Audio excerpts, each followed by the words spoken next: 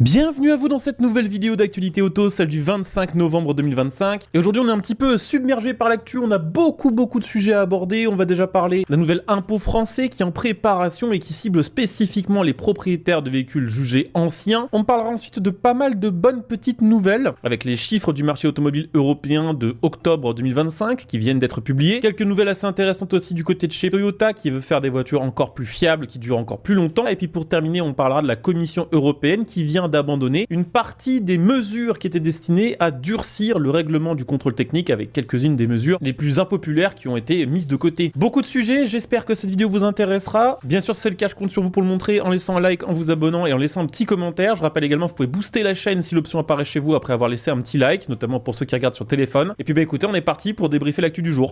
Je vous le disais, nous allons commencer cette vidéo en parlant d'un nouvel impôt qui est en préparation, ou en tout cas en cours de réflexion du côté du gouvernement français. On verra s'il sera définitivement adopté ou pas, puisque c'est une mesure qui fait partie des différentes mesures fiscales du budget français 2026 et que pour l'instant, le budget 2026 n'a pas encore été validé par l'Assemblée ou par le Sénat. Dans le budget 2026 est mentionné un impôt sur les actifs improductifs. Pour résumer très simplement ce concept, un actif improductif, c'est un bien qui ne génère pas de revenus et qui ne produit pas de valeur économique directe. Sont considérés comme actifs improductifs d'après ce budget 2026, par exemple les yachts, les avions privés, les meubles de valeur, les biens immobiliers non productifs, mais aussi les voitures anciennes, c'est-à-dire les voitures qui ont été immatriculées pour la première fois il y a 30 ans et qui ne sont plus en production. On pourrait penser que les principaux propriétaires affectés par cette nouvelle taxe seraient les propriétaires de voitures très luxueuses comme des anciennes Ferrari ou d'anciennes Porsche. En réalité, cette mesure pourrait toucher des propriétaires de véhicules bien moins onéreux. Par exemple, sachez qu'une Renault Clio 1, une Twingo 1, une Mégane 1 ou une Peugeot 309, pour ne citer que quelques exemples, sont des véhicules considérés comme anciens, et c'est des véhicules qui ne sont absolument pas luxueux pour autant. Évidemment, la FFVE, la Fédération Française des Véhicules d'Époque, demande à ce que les voitures de collection soient exemptées de ce nouvel impôt, rappelant que effectivement, même si les anciennes voitures ne rapportent pas directement d'argent, on avait appris via une étude de YouGov sur les voitures anciennes, que en général, une voiture ancienne, c'est 3 000 € de dépenses directes par les propriétaires chaque année, pour l'entretien, les réparations, l'assurance, dont une part non négligeable part directement dans la poche de l'État tous les ans via la TVA, que ça représente 3,5 milliards d'euros de chiffre d'affaires annuel pour la filière automobile française, que ça représente environ 23 500 emplois équivalents temps plein, et que, vu que le parc automobile ne fait que vieillir, 40% des grosses entreprises d'entretien d'automobile, les centres auto, prévoient justement de recruter dans les 5 prochaines années des mécaniciens ou spécialistes des voitures dites anciennes. Donc d'après la Fédération, l'automobile ancienne ne serait pas du tout un bien improductif. Pour l'instant, le budget 2026 ayant été retoqué, cette mesure n'est plus à l'ordre du jour, mais on sait très bien que quand l'État a une nouvelle idée de taxe en tête, même si dans un premier temps elle est rejetée, elle finit toujours un jour ou l'autre par réapparaître. Vu que là on parle quand même d'une taxe qui, d'après les premiers calculs réalisés par la FFVE, pourrait représenter 1 500 € par an, c'est un sujet que je considère quand même comme assez important, et bien sûr je vous tiendrai au courant des évolutions le concernant.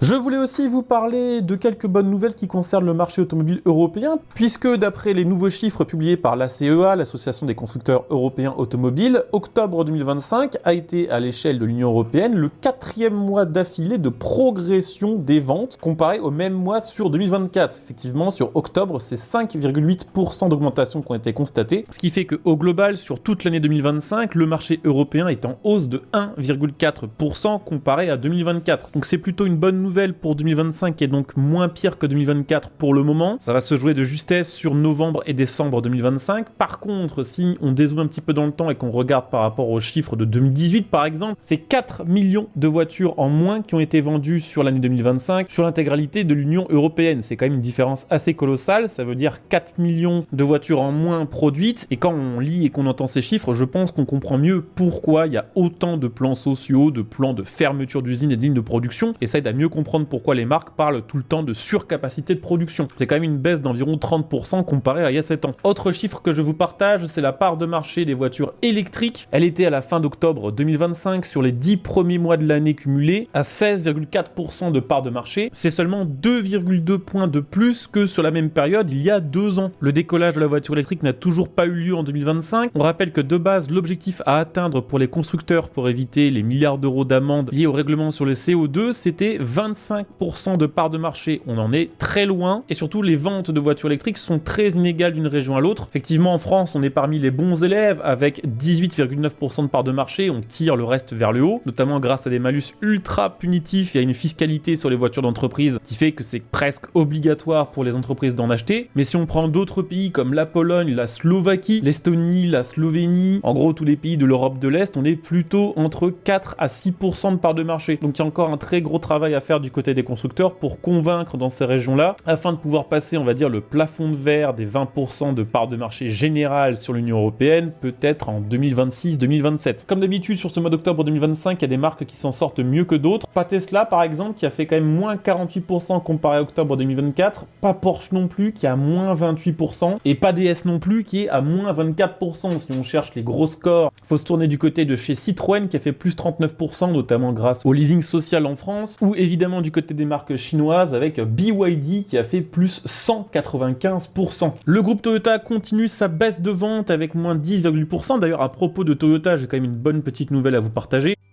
C'est que Toyota, qui a déjà quand même une très bonne réputation en termes de fiabilité et de durée de vie de ses véhicules, veut encore s'améliorer en faisant quelque chose de très simple, en faisant plus longtemps durer ses gammes. L'objectif maintenant, c'est que chaque modèle vendu par Toyota en neuf dure au moins 9 ans dans la gamme. C'est long, 9 ans. C'est presque 2 fois plus que la moyenne des gammes des autres constructeurs, qui se renouvellent en général tous les 5 à 6 ans. Le but premier de la manœuvre, et c'est ça qui fait la sagesse de Toyota, c'est que lorsqu'on vend un véhicule pendant plus longtemps, on a l'occasion aussi de travailler plus longtemps dessus, de corriger les éventuels petits problèmes de fiabilité qui peuvent persister, d'améliorer la résistance des transmissions, des blocs moteurs. Mais Toyota veut également, grâce à ça, limiter l'obsolescence de ses logiciels. Vu que ces dernières années, on a vraiment vu une accélération de la technologie embarquée sur les véhicules, de plus en plus d'électronique, plus de systèmes informatiques qui nécessitent des mises à jour régulières que très peu de constructeurs garantissent sur la durée. Toyota veut inverser cette tendance et promettre un support logiciel prolongé et des mises à jour continues sans avoir besoin de recourir à un changement de matériel. Ce que je veux dire par là, c'est que des fois, chez des constructeurs, pour profiter de tel ou tel nouveau système de navigation, d'infodivertissement ou autre, on peut parfois pas en profiter si on n'a tout simplement pas les bonnes cartes mères, les bonnes puces électroniques. Le but ici, c'est d'éviter que certains véhicules qui sont parfaitement fiables mécaniquement deviennent obsolètes uniquement à cause d'un système électronique dépassé. Avec cette approche, Toyota mise vraiment sur le long terme. Elle rompt, on va dire, avec le modèle économique traditionnel qui est basé sur le renouvellement rapide. Et elle pense que les propriétaires de Toyota pourront également bénéficier de cette durée de vie allongée, puisque un véhicule qui est mieux maintenu sur le plan logiciel conserve plus longtemps sa valeur et se revend plus facilement et surtout plus cher sur le marché de l'occasion. Je vais également vous parler d'une petite news qui concerne Mazda et sa Mazda 3. C'est l'une des concurrentes japonaises aux françaises Peugeot 308 et Citroën C4, concurrente en termes de gabarit de véhicule, bien sûr pas en nombre de rappels concernant les problèmes de fiabilité. Il se dit, d'après le magazine Carscope, que Mazda pourrait arrêter la Mazda 3 dès 2026. La Mazda 3 actuelle étant sortie en 2019, ça paraîtrait assez cohérent. Ce qui est assez intéressant, c'est que Mazda aurait déjà déposé le nom pour la prochaine Mazda 3, qui aurait une déclinaison électrique. Et ce qui est assez intéressant, et la raison pour laquelle je vous en parle, c'est qu'il se dit que cette Mazda 3 électrique, tout comme la nouvelle Mazda 6, ne sera pas développée directement par Mazda, mais sera tout simplement un dérivé d'une voiture chinoise de chez Deepal. Pour Mazda, l'avantage premier, il est purement financier. Ça lui permet de proposer une voiture sur ce segment qui est en train de disparaître petit à petit, les petites voitures à laisse-place aux SUV ou aux crossover SUV. Ça lui permet de proposer un véhicule sur ce secteur sans devoir taper des milliards d'euros d'investissement pour tout planifier, tout penser et tout construire. Par contre, du point de vue du client, c'est peut-être pas une super nouvelle parce que beaucoup de clients de Mazda viennent chez Mazda pour la fiabilité et pour le savoir-faire Mazda. Pas sûr donc que la clientèle habituelle des Mazda 3, connue pour leur fiabilité, soit au rendez-vous déjà pour une Mazda 3 électrique, mais encore plus pour une Mazda 3 électrique qui sera au final une simple voiture chinoise rebadgée. Pour terminer, je vous laisse avec une bonne nouvelle puisque le Conseil de l'Union Européenne vient de rejeter le 21 novembre 2025 la proposition de la Commission qui visait à imposer un contrôle technique annuel pour les véhicules de plus de 10 ans. Autant vous dire qu'en France, où l'âge moyen du parc ne fait que vieillir et a franchi maintenant les 13 ans, c'est très probablement largement plus de la moitié des Français qui seraient assujettis à ces contrôles techniques annuels, devant donc payer 2 fois plus souvent le contrôle technique pour des véhicules qui globalement sont assez bien entretenus entretenue, puisque en général, quand on a une vieille voiture qui fonctionne bien, on fait tout pour la faire durer, pour éviter de devoir mettre 40 000 € dans une Mégane électrique. On rappelle que le prétexte avancé par la Commission européenne pour mettre en place ce contrôle technique annuel, c'était la lutte contre les fraudes aux compteurs. Le kilométrage étant enregistré à chaque contrôle technique, le but c'était de les rapprocher pour pouvoir cerner plus précisément quand un conducteur a truqué son compteur. C'est une proposition qui a presque été immédiatement refusée par l'Allemagne, la Lituanie et la France. Et vu qu'au final, une grande partie des pays étaient en désaccord avec ce contrôle technique annuel,